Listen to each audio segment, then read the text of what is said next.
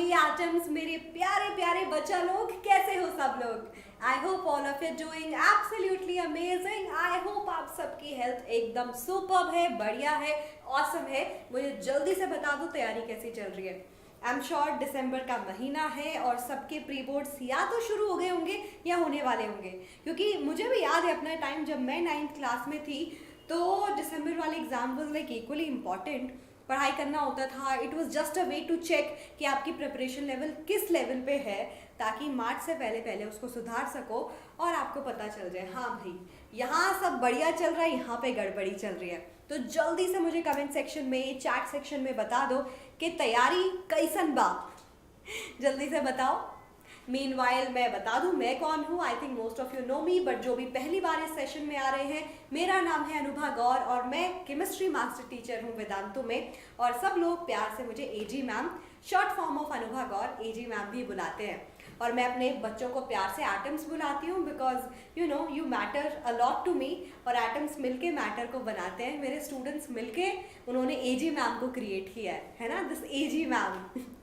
So thank you so much for coming into this session. This session is really very important. और बोलते हैं ना, सही time पे सही इक्का हमने फेंका है। मतलब प्री बोर्ड्स का टाइम है, तो आपको भी ये जानना होगा कि वो सबसे इम्पॉर्टेंट सवाल अगर मैं सिर्फ केमिस्ट्री सेक्शन से आपको बताऊँ तो वो कौन से हो सकते हैं। तो वहीं आज हम करेंगे वो 20 इम्पॉर्टेंट सवाल जो केमिस्ट्री पोर्शन ऑफ साइंस में से आपके एग्जाम में आ सकते हैं, ताकि आप अपने एग्जाम में एकदम बढ़िया करके आओ। आपको पता हो कि किस तरीके से उस सवाल का जवाब देना है, ताकि एग्जामिनर आपको बोले कि भाई तेरे तो मैं 1 नंबर भी, आधा नंबर भी, 1/4 नंबर भी नहीं काट सकता है, काट सकती है ना।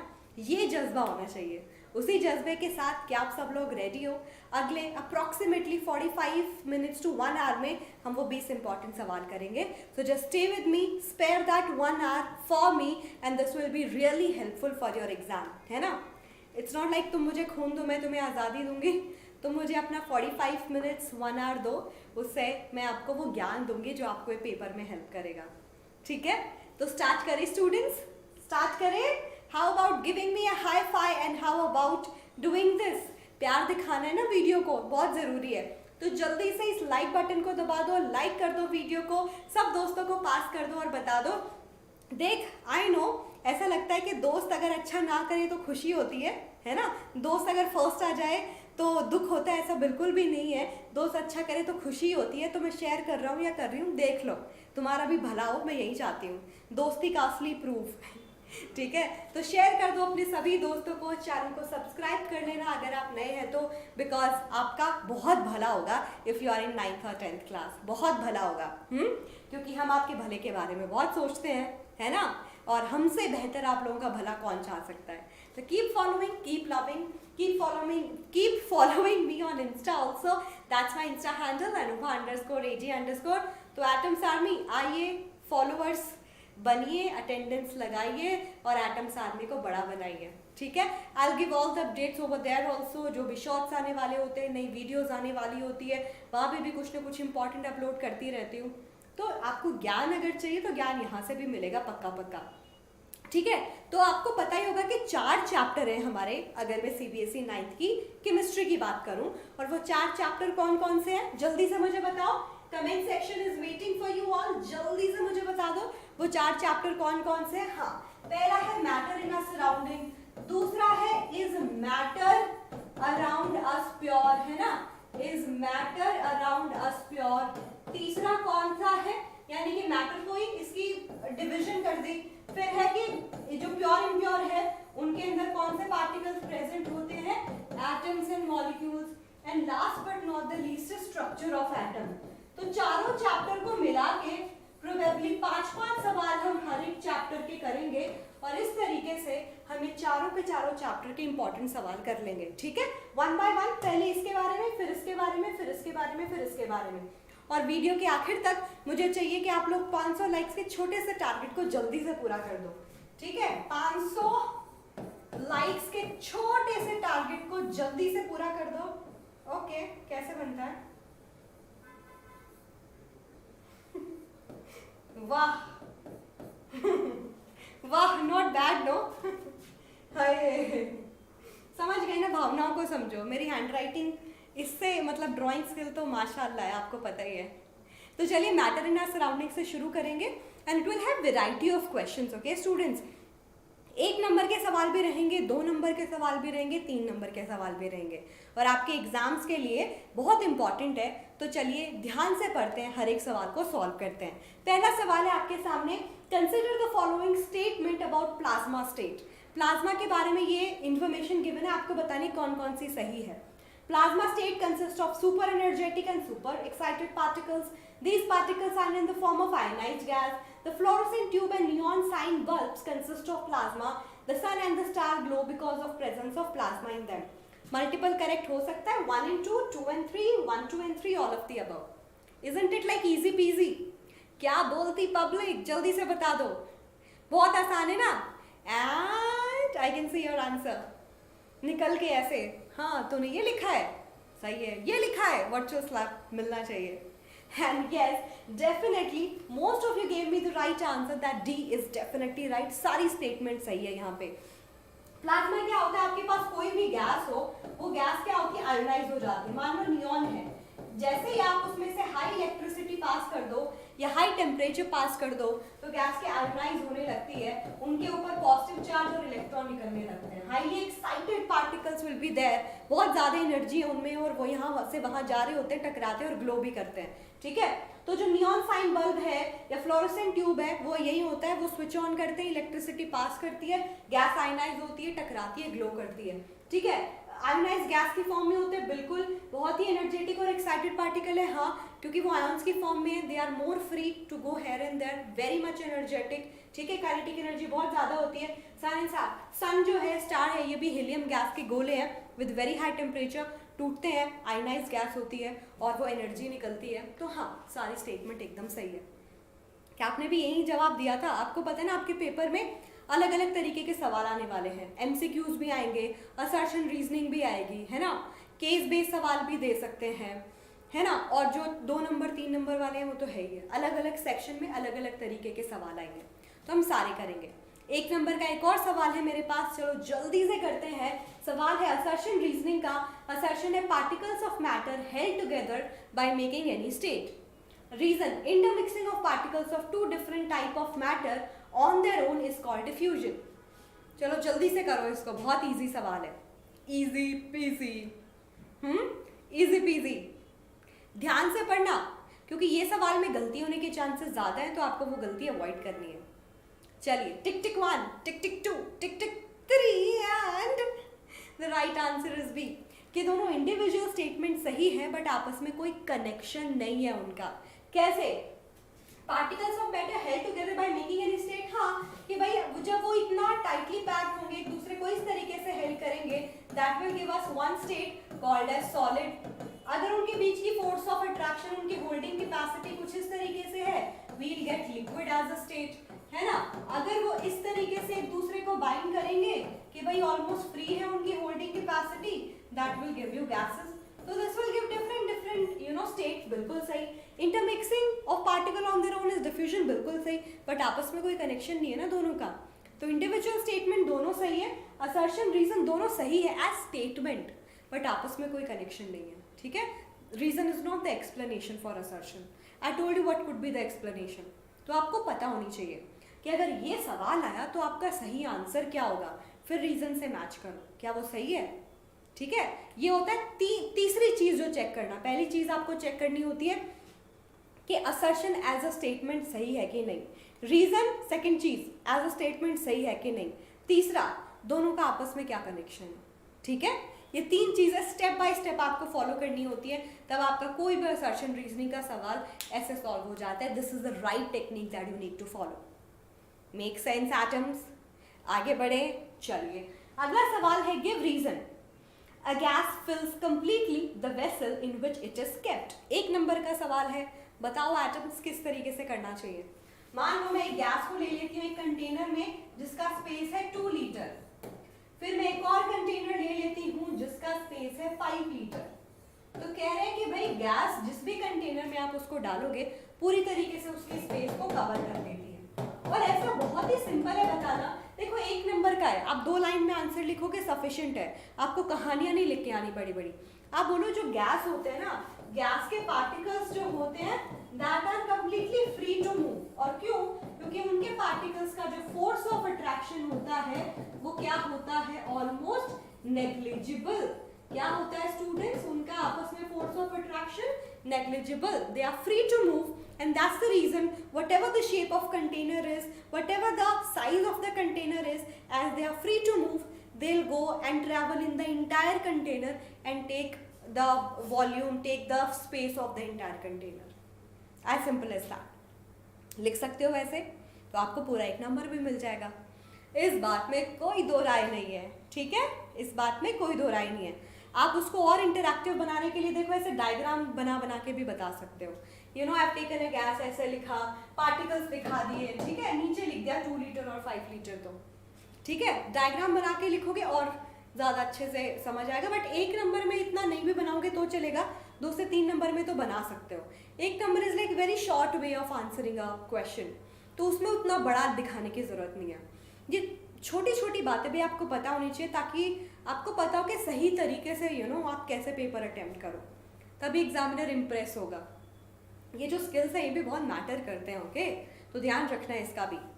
हाँ जी, 4th सवाल पे आते हैं जो 3 नंबर का सवाल है, और सवाल है why does water kept in an earthen pot become cool during summer. बढ़िया सवाल है ये। मुझे तो मटके का पानी बहुत अच्छा लगता है, पता है, फ्रिज से ज़्यादा अच्छा मुझे मटके का पानी ही लगता है। It's a natural way of cooling the water. और होता क्या है, बहुत आसान है। मान लो आपके घर में है कोई मटका, इम्प्रूव्ड हैंड राइटिंग, नो नहीं मतलब हैंड राइटिंग नहीं, आप समझ गए ना, ड्राइंग स्किल। तो जो आपका अर्थन पॉट होता है ना स्टूडेंट्स, ऐसे बना दो क्योंकि 3 नंबर का सवाल है। ये है आपका अर्थन पॉट। अर्थन पॉट में आप बोलोगे छोटे छोटे क्या होते हैं? पोर्स, ठीक है, इसके ऊपर भी दिखा दो थोड़े से, ऐसे ऐसे ऐसे। तो आप क्या बोलोगे? अर्थन पॉट के अंदर क्या होते हैं? छोटे छोटे पोर्स। इसकी वजह से होगा क्या, इन पोर्स के थ्रू जो वाटर है वो इसमें से बाहर निकलने लगता है, ठीक है, पोर्स के थ्रू उसमें से पानी रिसने लगता है। Seeping of the water will happen, water will सीप थ्रू दीज पोर्स, ठीक है। उसकी वजह से क्या हुआ, सरफेस पे पानी आ गया। अब बाहर जो है उसको इवेपोरेट होके जाना है। क्यों? क्योंकि उसको था कि भाई मैं सरफेस पे हूँ पार्टिकल्स, और अगर मुझे थोड़ी भी एनर्जी मिल गई मैं अपनी स्टेट चेंज कर सकता हूँ, तो व्हाई नॉट। तो वो बाकी के पानी से और सराउंडिंग से क्या कर लेता, एनर्जी एब्जॉर्ब, गैस में कन्वर्ट हुआ, चला गया, एनर्जी एब्जॉर्ब करके गया है, एनर्जी लेके गया है वहां से। अगर वो एनर्जी वहां से लेके गया है तो ये जो पानी बच गया उसकी एनर्जी कंटेंट क्या हो गई, कम हो गई। उसका जो एनर्जी यानी कि उसका जो हीट कंटेंट है वो क्या हो गया, लेस हो गया। हीट कंटेंट लेस होने का मतलब दिस विल क्रिएट कूलिंग। पानी है वो ठंडा हो गया। आप मटके को हाथ भी लगाओगे ना तो भी ठंडा लगेगा। जब हम बचपन में नानी के घर जाते थे ना तो बड़ा मज़ा आता था। उस टाइम नानी के घर फ्रिज नहीं हुआ करता था, ठीक है, क्योंकि गांव में मोस्टली लोग नेचुरल तरीके से चीज़ें स्टोर करने की कोशिश करते थे। तो लाइक मटके से पानी पिया और गर्मी लगती थी तो थोड़ी देर ऐसे मटके पे हाथ रखा रखते थे। बाद में मम्मी आती, थोड़ी डांट भी पड़ती थी कि क्या कर रहे हो, ये सबको पानी पीना है। ठीक है, so this is like childhood stories. But by the way proper ढंग से लिखोगे एग्जामिनर पूरे नंबर देगा। ओके, चलिए फिर आगे बढ़ेंगे, अगला सवाल सॉल्व करेंगे। अगेन 3 नंबर का सवाल है। सवाल क्या है, जल्दी से करते हैं। इस तरीके के सवाल भी टीचर आपको दे सकता है, तो बिल्कुल ऐसा मत सोचिएगा कि हाँ भाई ऐसे सवाल नहीं आएंगे। बहुत आसान है by the way. ABCDEF processes के नाम बताने जो डायग्राम में है, ठीक है। तो ए ये है, सॉलिड से लिक्विड में कन्वर्ट करना क्या होता है, मेल्टिंग। सॉलिड लिक्विड में कन्वर्ट हो गया, मेल्टिंग। बट आपको साइंटिफिक नेम जो स्टैंडर्ड वाला नेम है ना वो बताना बहुत जरूरी है, विच इज फ्यूजन, ठीक है, फ्यूजन भी बोलते हैं। लिक्विड से गैस में कन्वर्ट करना, यहाँ पे बच्चे लिख के आते हैं इवेपोरेशन, नहीं, स्टैंडर्ड। ये लिक्विड को हीट करोगे वो गैस में कन्वर्ट करा at a specific temperature and pressure, उसको क्या बोलते हो, एटमॉस्फेरिक प्रेशर पे। नॉट इवेपोरेशन, उसको बोलते हो वेपराइजेशन, ठीक है, वेपराइजेशन, जिसको हम आम भाषा में क्या बुलाते हैं, बॉइलिंग, जिसको हम आम भाषा में क्या बुलाते हैं, बॉइलिंग, ठीक है। गैस से लिक्विड में कन्वर्ट होना जनरली बच्चे लिख के आते हैं कंडेंसेशन, गैस ठंडी हो गई। बट स्टूडेंट्स कंडेंसेशन और लिक्विफैक्शन दो अलग अलग टर्म है, प्लीज याद रखना। कंडेंसेशन होती है जब कोई gas is not the original state of gas. मान लो लिक्विड है, पानी H2O है, वो जनरली लिक्विड की फॉर्म में एग्जिस्ट करता है, बट वो नेचर में स्टीम की फॉर्म में, नेचर में वेपर्स की फॉर्म में भी है। जब वो ठंडे होते, दिस इज कंडेंसेशन। मतलब जब किसी सब्सटेंस की ओरिजिनल स्टेट नेचर में वो ना हो, जब हम उसको वेपर की फॉर्म में लेके ठंडा करते हैं ना, उसको बोलते हैं कंडेंसेशन। बट नेचर में कोई सब्सटेंस ओरिजिनली गैस फॉर्म में है, जब उसको कूल डाउन करते हो लिक्विड में कन्वर्ट करने के लिए, दैट इज लिक्विफैक्शन। जैसे अमोनिया नेचुरली गैस फॉर्म में मिलती है, नाइट्रोजन नेचुरली गैस फॉर्म में मिलती है, ऑक्सीजन नेचुरली गैस फॉर्म में मिलती है नेचर में, उसको ठंडा करना इस लिक्विफैक्शन, ठीक है। लेकिन वाटर उसका हो गया कंडेंसेशन, लिक्विफैक्शन। क्या आपको ये बात समझ आई? कई बार इन दोनों में डिफरेंस पूछ लेता है, वैलिड सवाल ना, आपको पता होना चाहिए। चलिए, लिक्विड से सॉलिड में कन्वर्ट करना क्या होता है? सॉलिडिफिकेशन। साइंटिफिक टर्म ये हो गई, बट हमें पता है उसको हम किसी और नाम से भी बुलाते हैं, दैट इज फ्रीजिंग। और कुछ बचा, ई और एफ बचा, इसमें बच्चे होते हैं कंफ्यूज। ई सॉलिड का सीधा गैस में कन्वर्ट करना, दिस इज सब्लिमेशन। क्या बोलते हो स्टूडेंट्स? सब्लिमेशन, ठीक है। लेकिन गैस का सॉलिड में कन्वर्ट करना, सॉलिड गैस में कन्वर्ट हो गया, अब वो ठंडा होगा तो वॉल्स पे डिपॉजिट होना शुरू हो जाता है सॉलिड की फॉर्म में। तो गैस का सॉलिड में कन्वर्ट करना इज डेपोजिशन, ठीक है, इज डेपोजिशन, ठीक है। This is all the terms that you need to write. 6 terms हो गए कि कितने हो गए? 1 2 3 4 5 6, आधा नंबर, 3 नंबर आपके हुए। मोगैम्बो खुश हुआ, 3 नंबर मिल गए। मोगैम्बो नहीं, हम स्टूडेंट्स खुश हुए, पूरे नंबर मिल गए, सही से जवाब लिखा है, कोई गलती के चांसेस नहीं है, बस सॉर्टेड है सब, ठीक है। बढ़िया सवाल थे, चलिए बहुत अच्छी बात है। तो इसमें मैंने सारे के सारे प्रोसेसेस के आंसर्स भी दिए अच्छे से, विच इज़ वेल इनफ। जब आपको पीडीएफ मिलेगी आप आंसर्स भी देख सकते हैं, ठीक है। अब 5 सवाल कर लिए, 15 और बाकी, नए चैप्टर पे चलते हैं। इस मैटर अराउंड इज प्योर के कुछ इंपॉर्टेंट सवाल देखते हैं, ठीक है। चलिए फिर पहला 1 नंबर का सवाल है, what is the statement 40% glucose in water by mass signifies. चलिए जल्दी से बताइए, आप लोगों के पास 4 स्टेटमेंट है, जल्दी से इसको पढ़िए और आंसर बताइए। Waiting for all of your answers, come on students.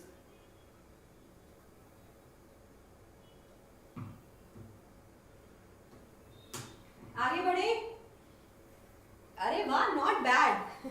But मैं देख रही हूँ बच्चे 2 ऑप्शन में ज्यादा कंफ्यूज है, ए और B. 40 gram in 100 gram of water, 40 gram in 60 gram of water. लग रहा है कि ए करेक्ट है, बट स्टूडेंट्स ए करेक्ट नहीं है। 40 gram in 100 gram of solution होता ना तो ये सही हो जाता, बट सोल्यूशन ये यहाँ लिखा है वाटर, तो प्लीज ध्यान दो इस बात पे। इसका आंसर बी क्यों है? क्योंकि 40% मतलब यहाँ पे परसेंटेज, मास परसेंटेज की बात हो रही है। उसका फॉर्मूला होता है mass of solute divided by mass या वॉल्यूम ऑफ सोल्यूशन इनटू 100। तो इसको मुझे 40 लेके आना है, तो क्या सोल्यूट अगर मेरा 40 ग्राम गिवन है तो यहाँ पे कितना होना चाहिए सोल्यूशन के? मेरा ओवरऑल आंसर 40% है, 40% आ रहा है ना, 100 सोल्यूशन 100 होना चाहिए। तब जब आप उसको 100 से मल्टीप्लाई करोगे कैंसिल हो गया। अब सोल्यूशन जो बनता है वो बनता है सोल्यूट और सॉल्वेंट के मिक्सचर से। सोल्यूट 40 ग्राम ऑलरेडी गिवन है, तो सॉल्वेंट कितना होना चाहिए? सॉल्वेंट यहाँ पे पानी है, कि पानी में मिक्स करना है, 40 है तो फिर ये कितना होना चाहिए? 60 होना चाहिए, तब जाके ये बनेगा 100, है ना, तब जाके बनेगा 100। तो देखो 40 gram in 60 gram of water, we got a solution of 100 gram and that's why B is the right answer. Your students, that's why B is the right answer. चलिए बढ़िया, गॉट इट। हाँ जी, अगला सवाल असर्शन रीजनिंग का सवाल है। By the way आपको बता दूं, इस मैटर अराउंड इज प्योर से जो सेपरेशन टेक्निक वाला पार्ट है ना, वो इस साल कट गया है। सीबीएसई ने बोला थोड़ा सा बर्डन कम करते हैं आप लोगों का, तो इसीलिए वो वाला पोर्शन कट गया, ठीक है। Assertion is soft drink and soil is not pure substances. Reason है substance which made up of less than 2 constituent called mixture. चलिए जल्दी से बताइए, बहुत आसान सवाल है, दोनों सही है, रीजन राइट एक्सप्लेनेशन है। दोनों सही है, रीजन सही, एक्सप्लेनेशन नहीं है, असर्शन सही है, रीजन गलत है, असर्शन रीजन दोनों गलत है। And the correct answer is this, which is option number C, कि असर्शन सही है, रीजन गलत है। देखते हैं कैसे। सॉफ्ट ड्रिंक और सॉइल प्योर सब्सटेंस नहीं है, नहीं, दोनों इम्प्योर है। दोनों इम्प्योर है कि नहीं? इम्प्योर क्या होता है? जो दो या दो से ज्यादा कॉन्स्टिट्यूएंट को मिक्स करने से बना हो किसी भी रेशियो में, ठीक है। तो यहाँ देखो, सॉफ्ट ड्रिंक क्या होता है जो हम पीते हैं? कार्बोनेटेड वाटर होता है, CO2 mix with sweet water, ठीक है। Soil is also mixture of sand, थोड़ा बहुत माइका, थोड़ा बहुत पेबल्स, ग्रिट्स, थोड़ा बहुत insect particles, grass particles, leaves, है ना, दैट्स ऑल्सो मिक्सचर। रीजन गलत इसलिए क्योंकि कह रहा है substance which made up of less than 2 constituent called mixture. किसी मिक्सचर को बनाने के लिए कम से कम 2 कॉन्स्टिट्यूएंट तो लगेंगे ना, 2 से कम मिक्सचर कैसे होगा? समझ रहे हो? 2 से ज्यादा चीजों को मिक्स करोगे तभी तो मिक्सचर बनेगा। तो ये तो गलत स्टेटमेंट होगी, दैट्स व्हाई सी। क्या बोलती पब्लिक? सही जवाब कि नहीं जवाब? चलिए, बहुत बढ़िया, आगे बढ़ते हैं। अगला सवाल है, why is it not possible to distinguish particles of a solute from the solvent in solution? ये पर्टिकुलर टर्म एक पर्टिकुलर टाइप ऑफ मिक्सचर के लिए यूज होती है, जल्दी बताओ। मीनवाइल हमारा टारगेट लाइक का याद है कि नहीं? मुझे लगता है मैंने अपनी हैंडराइटिंग को थोड़ा तो इम्प्रूव कर लिया है। अब जो डब्बे वब्बे बनाते हैं, डायग्राम बनाते हैं, इसको भी कोशिश जारी है, कोशिश एक आशा, सबके लिए वैलिड है ये, ठीक है। हम इस उम्र में भी सीख रहे हैं, तो आपके पास तो बहुत टाइम पड़ा है। इसका मतलब ये नहीं मैं बुढ़ी हो गई हूँ, ठीक है। I am like very young, but yeah just to say that I am your teacher, that's why. Okay, हाँ जी, बहुत सारे बच्चों ने बता दिया कि मैम ये जो सोल्यूशन होता है ना, ये टर्म ही यूज होता है किसके लिए? होमोजीनियस मिक्सचर के लिए। सही कि नहीं?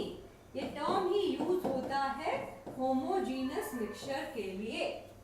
तो उसके अंदर सल्यूट और सॉल्वेंट को डिस्टिंग्विश क्यों नहीं कर सकते? जैसे आप पानी में नमक डाल दो, मैंने आपको बताया था ना, ये प्रैंक मैंने अपने भाई के साथ किया था, बहुत तंग कर रहा था एक बार, है ना, कोई काम नहीं करता मेरा। तो एक बार उसने बोला पानी ला दे, मुझे काम बोलता रहता है, तो मैंने कहा चलो बदला लिया जाए, पानी में थोड़ा सा नमक मिला दिया और वो पिला दिया उसको। उसके बाद उसको रियलाइज हुआ दोबारा पानी तो नहीं मांगेगा। तो वो क्यों नहीं उसको दिखा के पानी में नमक मिला है? क्योंकि वो एक होमोजीनियस मिक्सचर था। होमोजीनियस मिक्सचर होता है जिसमें आपका जो सॉल्यूट है वो सॉल्वेंट के अंदर पूरी तरीके से मिक्स हो जाता है। और ऐसा क्यों होता है? Because of the size of solute particle which is less than 1 nanometer. तो आप यही लिखोगे, the size of solute particle is very very small to be able to distinguish separately. They are able to mix in the solvent properly and we get a homogeneous mixture throughout, that it is going to have the same composition, uniform composition throughout. So we will not able to distinguish between the solute and solvent. As simple as that, very simple definition, just a definition of homogeneous mixture. यो, चलिए फिर यो। अगला सवाल आया जो कि 2 number का है, 2 marks का सवाल है। What are the two components of a colloidal solution? देखो एग्जाम पॉइंट ऑफ व्यू से ना colloidal solution बहुत इंपॉर्टेंट है। स्पेसिफिकली उसके एग्जाम्पल जो डिफरेंट टाइप के colloidal solution होते हैं ना, उससे रिगार्डिंग सवाल ज़रूर पूछ लेता है। ये है तो कौन सा है, वो है तो कौन सा है, एक्सेट्रा। तो आपको colloid और true solution में बताना है। true solution is your homogeneous mixture only, और colloid में डिफरेंस बताना है, ठीक है। ट्रू सॉल्यूशंस ट्रांसपेरेंट होते हैं in general, uniform composition. Colloid is more of like translucent, ठीक है। चलो फिर अगर मैं पॉन्ड वाटर की बात करूं तो तालाब का पानी, मान लेते हैं अच्छा पानी है तो, हाँ जी, मुश्किल सवाल हो गया मैम। आप देखते हो ना पॉन्ड वाटर कैसा होता है, थोड़े से उसके अंदर जो एल्गे एंड ऑल ये सब भी होता है ऊपर। हमारे यहाँ तो यही है, हमारे जो होम टाउन है ना उसमें एक तालाब है, उसकी हालत तो देख के लगता है कि उसका जब पानी निकालते हैं ना स्टिल वाटर होता है। तो that has bacterias, that has algaes and etcetera. तो ये तो मुश्किल सवाल हो गया। अगर मैं विनेगर की बात करूं स्टूडेंट्स, और मैं बात करूं ग्लूकोज सॉल्यूशन की, ये दोनों डेफिनेटली किस कैटेगरी में आएंगे? True solution. Reason being, vinegar क्या होता है? एसिड जो होता है इथेनॉइक एसिड या एसिटिक एसिड जिसको आप बोलते हो, उसका पानी में मिक्सचर घर में यूज भी करते हो। It's like a clear solution. So as glucose को पानी में डाल के मिला के देते हैं। पेंट जो है, पेंट आप कैटेगरी ऑलरेडी पढ़ चुके हो कि पेंट किसके अंदर आते हैं। पेंट आते हैं आपके कोलॉइडल सोल्यूशन के अंदर। Fog is also like gas, I mean liquid particle in gas, that is also colloidal. Pond water is kind of a little difficult to guess, but I still say कि अगर मैं बात करूं pond water की, तो वो दोनों की कैटेगरी में रखना उसको मुश्किल होगा। That's more of like a heterogeneous mixture, क्योंकि हमें बताना था कोलॉइडल सोल्यूशन और हमें बताना था true solution which is homogeneous. Pond water as I told you is more of like heterogeneous in nature, लेकिन हमें दोनों ढूंढने थे, हमने ढूंढ दिए। ट्रू में आ गया विनेगर और ग्लूकोज, और कोलॉइडल में आ गया फॉग और एल्यूमिनियम पेंट। पेंट जहां पे भी दिख जाए, paint is a colloidal solution, ठीक है। Paint is a colloid, okay. तो वेरी इंपॉर्टेंट क्वेश्चन। 10वां सवाल इस चैप्टर का 5वां सवाल है ये, ठीक है। उसके बाद अगले चैप्टर पे बढ़ेंगे। 2-2 नंबर के सवाल is like more important now, क्योंकि सेपरेशन टेक्निक का most of the part is like deleted. इस पे आपके सवाल न्यूमेरिकल बेस पे आ सकते हैं, कंसंट्रेशन सॉल्युबिलिटी पे आपसे डिफरेंस भी पूछ लिया जा सकता है एलिमेंट कंपाउंड मिक्सचर के बारे में। स्पेशली जो मिक्सचर है ना, होमोजीनियस हेट्रोजीनियस के जो तीनों पार्ट है, सस्पेंशन कोलॉइड और मेरा सस्पेंशन कोलॉइड और क्या बचा, ट्रू सोल्यूशन, इसके बारे में पूछ लिया जा सकता है। जितने एक्सेप्शंस है मेटल्स नॉन मेटल्स के एलिमेंट के अंदर, उसके बारे में भी 1 नंबर का सवाल पूछा जा सकता है। मीनवाइल चलिए अगला सवाल देखते हैं। अरे ये सवाल तो हम कर लिए ना, ये तो गड़बड़ हो गई। हाँ, 2 बार सवाल रिपीट हो गया, 2 बार सवाल रिपीट हो गया ना। चलिए कोई बात नहीं, मैं आपको इसके बजाय एक और सवाल जो बहुत इंपॉर्टेंट है वो मैं बता देती हूँ। That will be like 3 number का सवाल, ठीक है। 3 नंबर का सवाल, और उसके अंदर ये टेबल बनाने को आ सकती है। इधर होगा ट्रू सोल्यूशन, इधर होगा कोलॉइडल सोल्यूशन, और इधर होगा मेरा सस्पेंशन। इसके बारे में आपसे 2 से 3 डिफरेंस पूछे जा सकते हैं, ठीक है। तो आप डेफिनेटली एक तो साइज के बारे में बात कर सकते हो, लेस देन 1 नैनोमीटर, 1 से 100 नैनोमीटर, और इसका मोर देन 100 नैनोमीटर, ठीक है। सस्पेंशन, इन तीनों में बात करूं, उनके नेचर ऑफ सेपरेशन के बारे में भी बात कर सकते हैं कि ट्रू सोल्यूशन को फिल्ट्रेशन से अलग कर सकते हैं, ठीक है। आई मीन फिल्ट्रेशन से अलग नहीं कर सकते, फिल्टर लगा के अलग नहीं होगा। पानी में नमक मिला दो, उसको छन्नी से पास करो, पानी और नमक अलग थोड़ी ना हो जाएगा। यहाँ पे जो मेथड है अगर मैं बात करूं, उनमें से एक हो सकता है इवेपोरेशन, ठीक है, अलग करने का, ये ध्यान में रखो। One of like a valid method that we can use. Colloidal में जो जनरली यूज मेथड है वो सेंट्रीफ्यूगेशन होता है, ठीक है, क्योंकि वो पार्टिकल सस्पेंडेड होते हैं और उसको हम अलग कर सकते हैं। जब आप उसको सेंट्रीफ्यूज करते हो तो क्या होता है, बहुत हाई स्पीड पे रोटेट करते हो सोल्यूशन को, हैवी पार्टिकल नीचे आ जाते हैं, लाइट पार्टिकल ऊपर, ठीक है। और यहाँ पे हम फिल्ट्रेशन जरूर लगा सकते हैं। अब एक जो पार्ट है वो टिंडल इफेक्ट के बारे में बहुत ही इंपॉर्टेंट है, जो एग्जाम में पूछ लिया जाता है, आपको पता होना चाहिए। ट्रू सोल्यूशन टिंडल इफेक्ट नहीं शो करते, ठीक है, doesn't show Tyndall effect, doesn't show Tyndall effect, लेकिन ये टिंडल इफेक्ट दोनों दिखाते हैं, ठीक है। टिंडल इफेक्ट क्या होता है, ये अपने आप में भी एक इंपॉर्टेंट सवाल है। जब आप एक क्लियर सोल्यूशन लेते हो इन तीनों का और आप उससे लाइट पास करने की कोशिश करते हो, जब आप लाइट पास करोगे तो आप देखोगे कि अगर लाइट के पाथ में हैवी पार्टिकल आते हैं तो लाइट स्कैटर हो जाएगी, वो सारा का सारा पाथ विजिबल हो जाएगा। लेकिन इसके पार्टिकल का साइज इतना छोटा है, लाइट भी उसको चेंज नहीं कर सकती, तो जो पाथ है सोल्यूशन का विजिबल ही नहीं होता। सॉल्ट वाटर लेके देखो, मिल्क इसका एग्जाम्पल है, कोलॉइडल का perfect example to see. Light pass करोगे, इसके अंदर सारे पार्टिकल ऐसे सस्पेंडेड फॉर्म में पड़े रहते हैं, ऐसे इधर उधर हैंग्ड। लाइट पास करोगे, लाइट से वो टकराएंगे, लाइट स्कैटर होगी, वो पाथ विजिबल हो जाएगा। सस्पेंशन के अंदर एक चीज ध्यान रखनी है, करेगा बिल्कुल टिंडल इफेक्ट शो, लेकिन एक स्पेसिफिक कंडीशन में, जब आप सेटल्ड सोल्यूशन नहीं लेते, अनसेटल्ड लेते हो, डिस्टर्ब्ड फॉर्म में लेते हो, अच्छे से मिक्स किया फिर लाइट पास करो, सेटल मत होने दो, क्योंकि फिर अगर सारे हैवी पार्टिकल नीचे सेटल हो गए तो लाइट किसको स्कैटर करेगी, ये आपको पता होना चाहिए। किसी भी सवाल को और बेहतर बनाने के लिए सबसे ब्यूटीफुल काम है उसका आंसर देते वक्त डिफ्रेंशिएट करने के बाद एग्जाम्पल जरूर दो।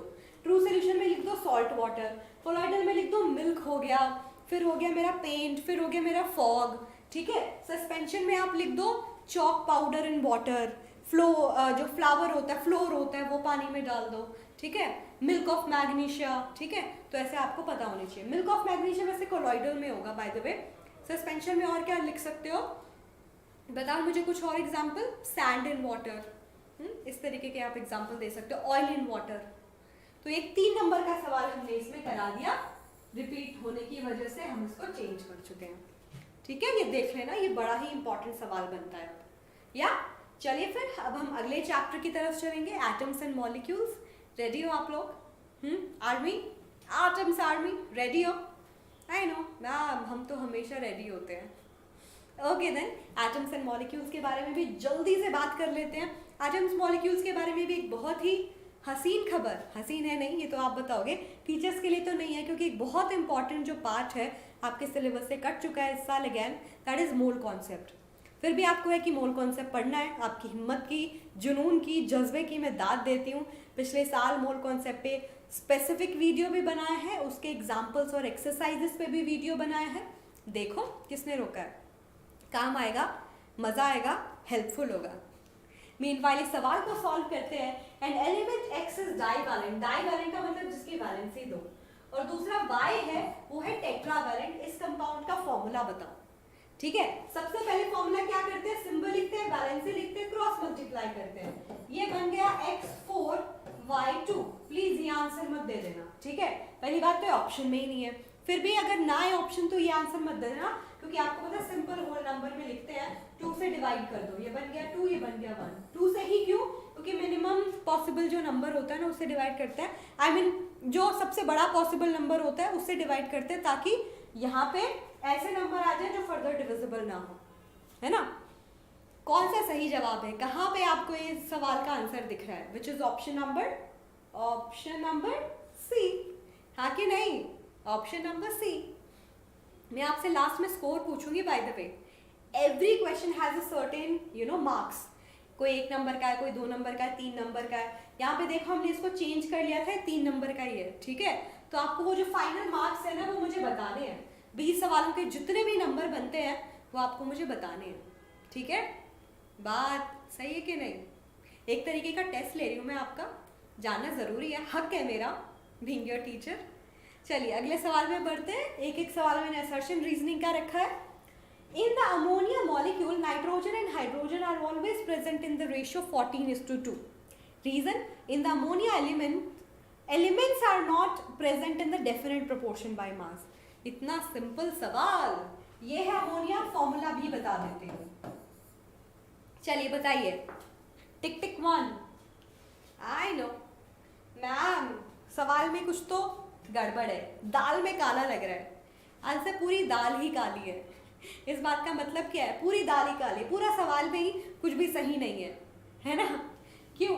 देखो पहला स्टेटमेंट कह रहा है नाइट्रोजन हाइड्रोजन 14:2 के रेशियो में है। एक नाइट्रोजन एटम का मास होता है 14, 3 हाइड्रोजन जुड़े, एक का मास होता है 1 यूनिट, तो 3 का कितना हो गया 3। ये इनका सिंपल होल नंबर जो रेशियो है मास का वो है, गलत हो गया।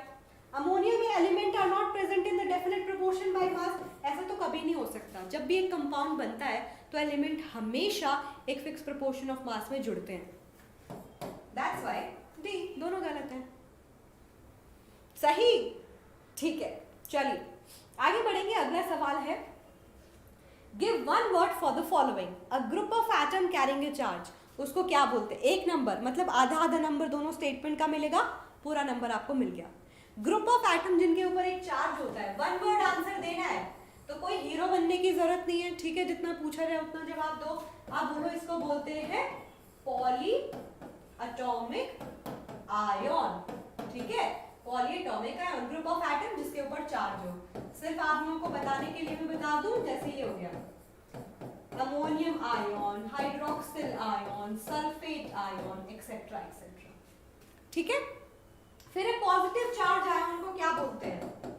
नंबरिंग सही करनी है, ये फर्स्ट पार्ट है, फर्स्ट लिखो, 1 मत लिख देना। ऐसे पॉजिटिवली चार्ज आयन को हम क्या बोलते हैं? कैटायन। आयन दो टाइप के होते हैं, cation and anion. Positively charge ion are cation, negatively charge ion are anion. ये पता होना चाहिए। जैसे कि ये कैटायन है, पॉलीएटॉमिक कैटायन है वो, ठीक है। Na पॉजिटिव कैटायन है। Ca positive calcium with 2 positive charge, Ca2 positive cation है। एग्जाम्पल देने की जरूरत नहीं है, सिर्फ 1 वर्ड पूछा है, आपको सिर्फ टर्म बतानी है। सिर्फ टर्म बतानी है। चलिए अगला सवाल है, calculate the molecular mass of following. बहुत आसान, कार्बोनिक एसिड है, मॉलिक्यूलर मास, लेकिन आप प्लीज ये मेंशन भी कर दो रिलेटिव मॉलिक्यूलर मास, क्योंकि आप यू में आंसर लिखते हो, क्योंकि वो यू के कंपैरिजन में है, यूनिफाइड मास के कंपैरिजन में, ठीक है। एक हाइड्रोजन एटम का होता है 1 यूनिट, मेरे पास 2 हाइड्रोजन है तो मैं 2 से मल्टीप्लाई करूंगी। कार्बन है एक का कितना होता है? 12 यूनिट, ये मेंशन कर दो। स्टार्टिंग में लिखो नंबर ऑफ एटम कितने हैं, फिर हर एक के मास से मल्टीप्लाई कर दो। 3 ऑक्सीजन, हर एक का होता है 16 यूनिट। चलो जल्दी से इसको ऐड करके बताओ, जल्दी से मुझे आंसर दो, इसका क्या आंसर है? ऐड करो जरा, come on atoms.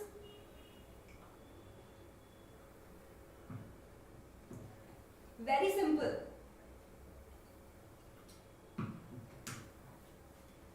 Can I get your answer? हाँ जी, 2 unit plus 12 unit plus 48 unit, कितना आया? 48 into 50 एंड देन 62। क्या आपका भी यही आंसर आया? यही आना चाहिए। फिर अब हम बी वाला पार्ट भी सॉल्व कर लेते हैं, जल्दी से सॉल्व करो, सब कुछ पकी पकाई खिचड़ी चाहिए। यही लिखना है रिलेटिव मॉलिक्यूलर मास। 2 कार्बन है, एक का होता है 12, 2 का हो जाएगा 2 into 12।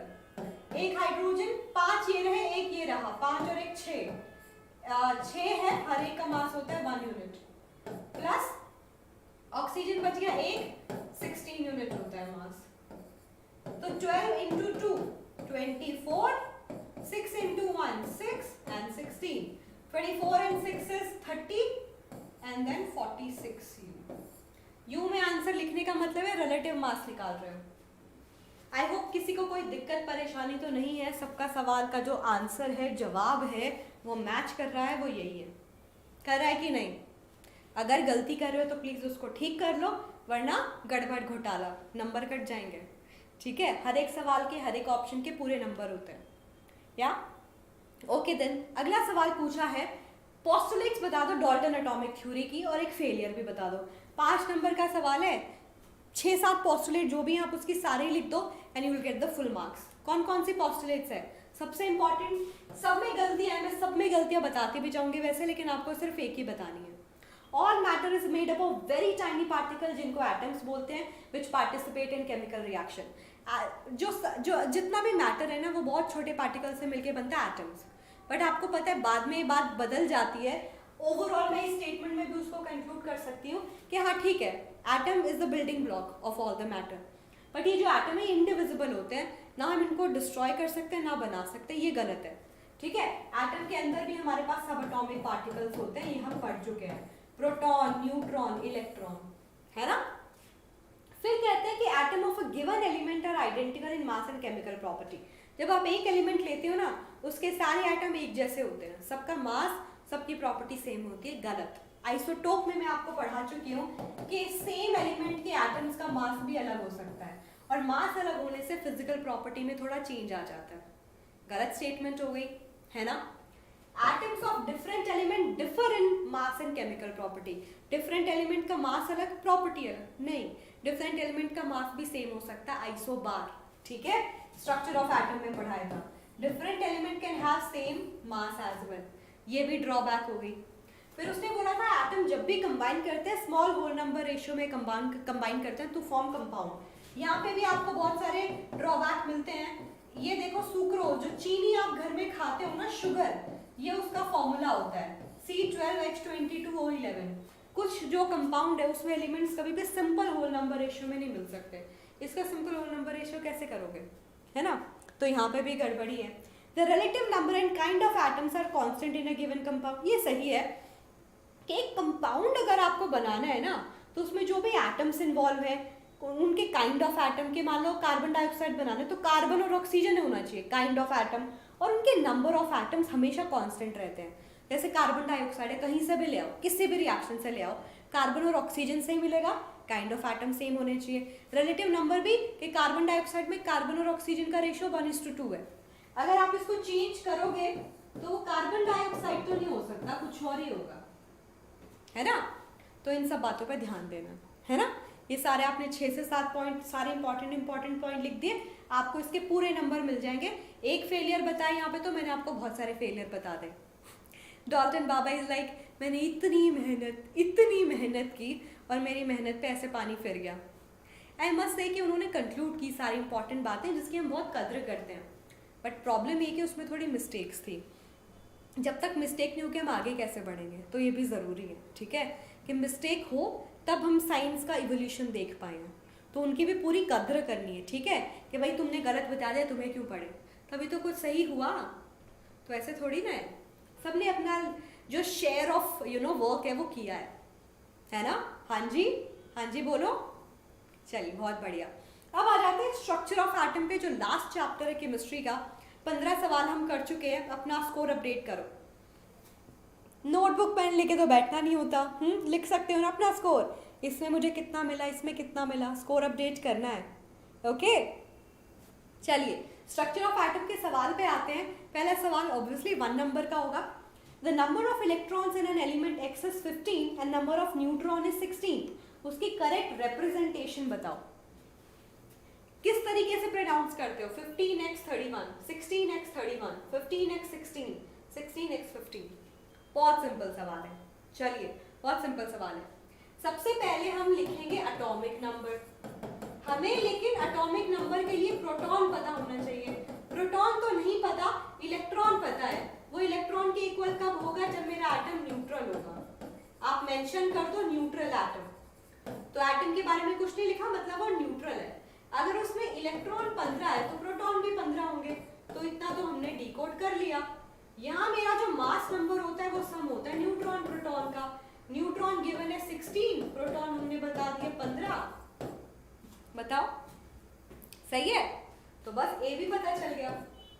15x31 कौन सा है सही आंसर, कौन सा है सही आंसर, एलिमेंट बता सकते हो कौन सा है। 15 एटॉमिक नंबर किसका होता है, फॉस्फोरस, तो मेरा फॉस्फोरस है। This is just for an additional information. इसमें तो बस आपको सही जो सवाल का जो आंसर उस पर टिक लगाना था। You did that and you got the number, you got the full marks, ठीक है। ज्यादा ऐसे शान पत्ती नहीं दिखानी है, हीरोगिरी नहीं दिखानी है, जितना पूछा जाए उतना बताना है, ठीक है। चलिए एक और सवाल, जैसा पता है कि अगला वाला सवाल असर्शन रीजनिंग का रखा है हमने, ठीक है, हर एक चैप्टर से। असर्शन है number of electrons always equal to the proton number of atom. Reason, atoms are always made up of proton, electron and neutron. थोड़ा सा तो ट्विस्ट है सवाल में, है कि नहीं, थोड़ा सा ट्विस्ट है। देखिए आपने सही जवाब दिया है कि नहीं, और सही जवाब है number of electron always equal to proton number of atom. अच्छा मुझे अब इसमें यही बात लगती है कि ये वाला जिसका जो आंसर है ना, वो इस तरीके से भी हो सकता था कि असर्शन गलत है, रीजन सही है, बट आप उसको कैसे आइडेंटिफाई करोगे ऑप्शन में। ऐसा कोई ऑप्शन ही नहीं है जिसमें लिखा हो असर्शन गलत है रीजन सही है क्या, उल्टा लिखा है असर्शन सही है रीजन गलत है। तो आप अब उस ऑप्शन को एलिमिनेट करो तो क्या बचता है कि भाई उसने जनरल केस दिया होगा कि इलेक्ट्रॉन प्रोटॉन के इक्वल होता है एटम में, बट हाँ उसको एक स्पेसिफिक टर्म और मेंशन करनी थी, वो है यहाँ पे एटम ना लिख के न्यूट्रल एटम लिखना था, ठीक है। बट फिर हम कॉमन सेंस ये लगाते हैं कि एटम तो न्यूट्रल ही होता है। अगर लिखा होता आयन तो बात अलग हो जाती, आयन लिखा होता, आयन लिखा होता तो ठीक है, केटायन एनायन वाला आयन। तो जब मैं एटम की बात करूं उसको मैं न्यूट्रल मानती हूँ, तो प्रोटॉन और इलेक्ट्रॉन इक्वल ही होते हैं। एटॉमिक नंबर जो है प्रोटॉन इलेक्ट्रॉन दोनों के बारे में बताता है, ठीक है। फिर हम रीजन देखते हैं, atom are made up of proton electron neutron, सही है, तो ये भी सही है, ये भी सही है, ऑप्शन है बी। आपस में कोई लेना देना नहीं है कि एटम के अंदर इलेक्ट्रॉन प्रोटॉन न्यूट्रॉन है तो उससे क्या होगा, उससे ये थोड़ी ना बता रहा है कि भाई एटम के अंदर इलेक्ट्रॉन जितने होते हैं प्रोटॉन भी सेम होंगे। उसका तो रीजन ये है कि एटम न्यूट्रल होता है, इसलिए इलेक्ट्रॉन प्रोटॉन सेम होंगे, जितना पॉजिटिव चार्ज होगा उतना नेगेटिव चार्ज होगा। इस बात में दम लगा कि नहीं? तो इसे बोलते हैं स्मार्ट तरीके से खेलना और सही आंसर पे पहुंचना। इसे बोलते हैं गलतियों को अवॉइड करना। इसे बोलते हैं कि ऑप्शंस को स्किम करना, है ना? तो इस तरीके से आंसर दोगे। अगला है how many electrons are present in sodium ion, यहाँ पे आयन लिखा है, and fluorine in its outer most shell. ये मतलब न्यूट्रल स्टेट में गिवन है, ठीक है। देखो क्या लिखा है, in its outer most shell, यानी कि वैलेंस इलेक्ट्रॉन पूछे हैं, ठीक है, वैलेंस इलेक्ट्रॉन पूछे हैं। तो अगर मैं सोडियम की बात करूं स्टूडेंट्स, सोडियम सबसे पहले लिखो Na, एटॉमिक नंबर है 11, कॉन्फ़िगरेशन बन गई 281, लेकिन हमसे पूछा Na पॉजिटिव, यानी कि पॉजिटिव का मतलब है उसने एक इलेक्ट्रॉन की बलि दे दी, कुर्बानी कर दी, ये बना 28। हमसे क्या पूछा है, वैलेंस इलेक्ट्रॉन, तो ये हो गए valence electron. Electron in the last shell, outer most shell. फिर हम बात कर लेते हैं फ्लोरीन की। फ्लोरीन का एटॉमिक नंबर है 9। आई एम होपिंग कि एटलीस्ट इस स्टेज पे आपको स्टार्टिंग के 20 नंबर, 20 एटॉमिक नंबर अच्छे से याद है। 20 एटॉमिक नंबर, उनकी configuration, valency, valence electron, very important.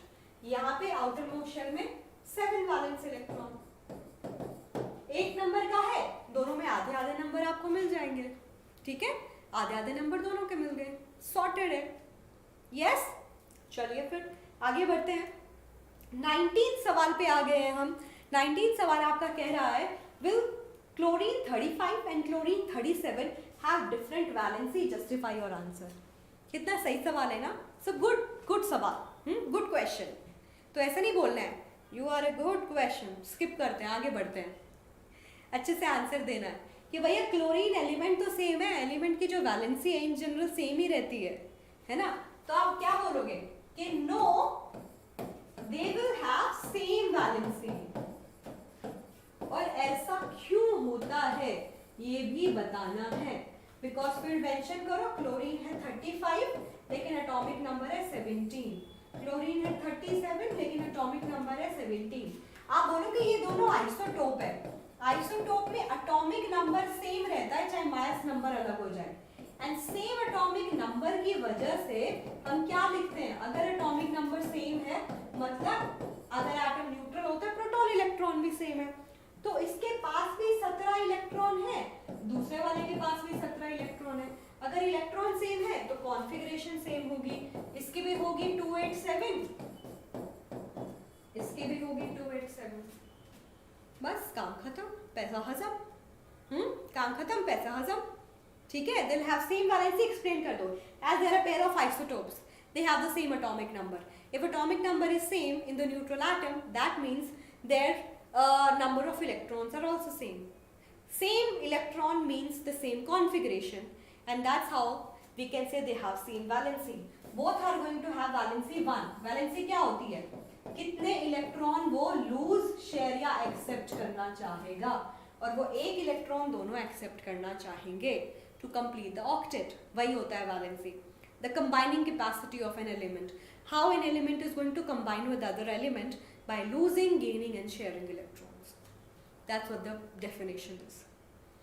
That's how you get the point, okay, and you got it, yeah, yes, that was a good question, okay, that was a very good question.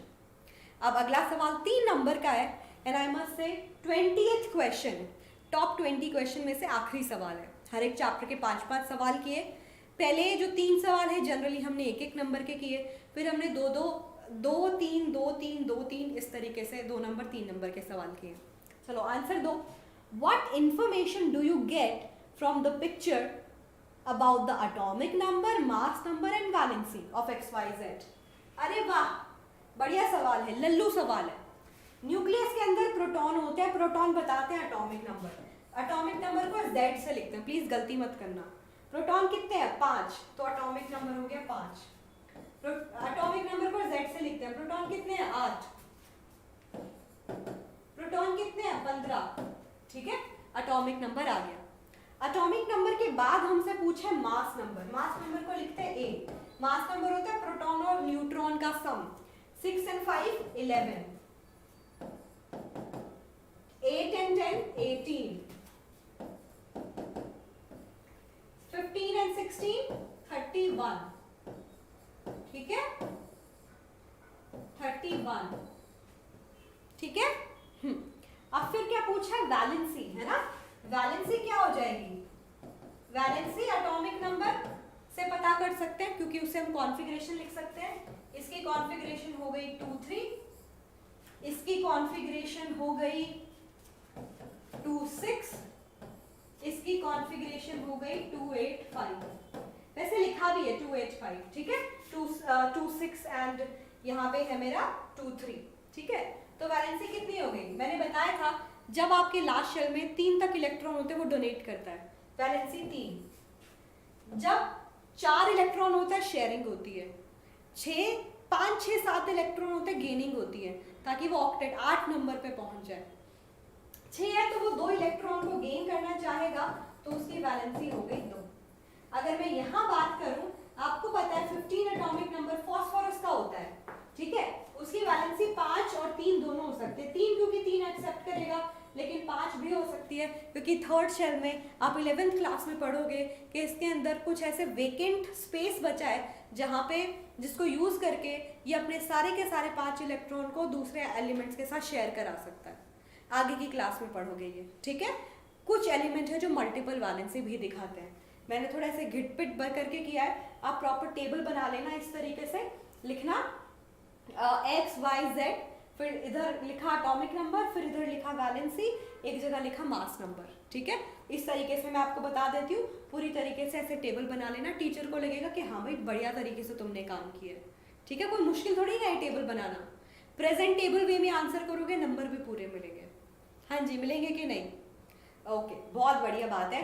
और इस तरीके से मैं आपको बता दूं कि हमने मेजर जो काम है वो कर लिया है, 20 जो इम्पोर्टेंट सवाल है वो कर लिए हैं, बट मैं जानना चाहती हूँ मेरे एटम्स का स्कोर कितना हुआ, है ना। जल्दी से अपना स्कोर अपडेट करो, यहाँ पे भी कमेंट सेक्शन में भी। मीनवाइल मैं आपको बता दूं ये एक परफेक्ट टाइम है अपने स्किल्स को इम्प्रूव करने का और प्रैक्टिस को एक नए लेवल पे लेके जाने का। आप सब 9th में हो और मुझे पता है कि आप अपने कॉन्सेप्ट को और स्ट्रॉन्ग बनाना चाहते हो ताकि 10th में दिक्कत ना आए, और ये वैलिड टाइम है। दिसंबर में आपके एग्जाम का भी अच्छा खासा रिविजन हो जाएगा और आपके आगे के लिए भी बहुत आपको सिक्योरिटी मिल जाएगी दैट आपने 9th के कॉन्सेप्ट अच्छे से क्लियर कर लिए, 10th बोर्ड से उसमें दिक्कत ना आए। और उसके लिए वेदांतु आपको प्रोवाइड कर रहा है सारे के सारे जो आपके प्रैक्टिस कोर्सेज हैं, लाइव सेशंस, उसके लिए आपको साइंस का मॉक टेस्ट भी मिलेगा प्रैक्टिस के लिए, आपको हर एक चैप्टर का साइंस का असाइनमेंट भी मिलेगा, और क्या चाहिए।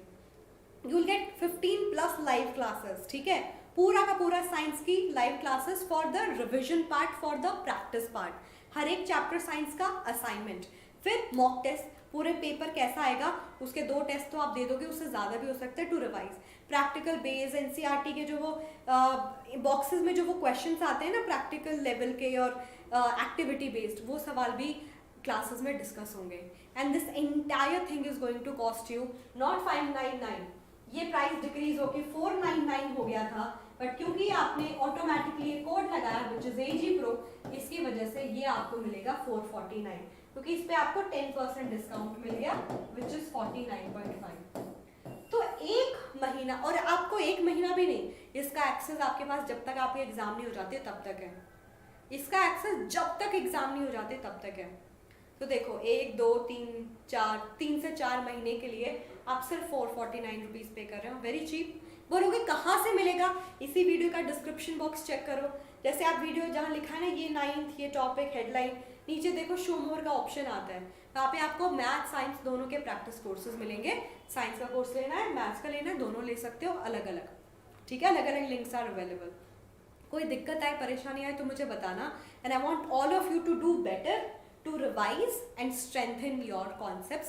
So this is a golden opportunity, I must say. Har Ghar Vedantu, we also want to make it as cheaper as possible for you all.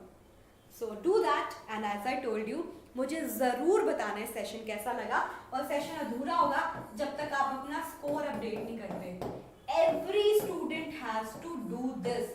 Every student has to do this.